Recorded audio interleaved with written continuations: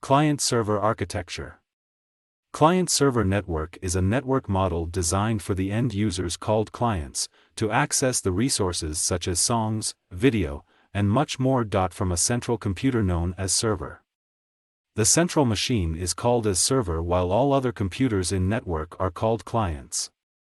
A client makes a request and server sends response to that request.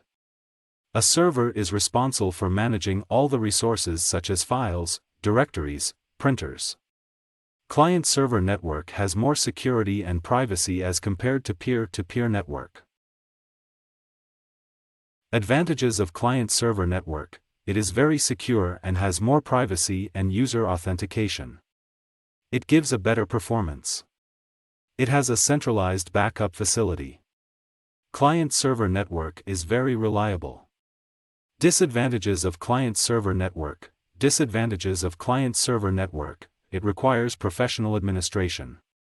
Uses expensive hardware components. Uses expensive softwares. If the server crashes, all the other clients will be not able to fetch the information.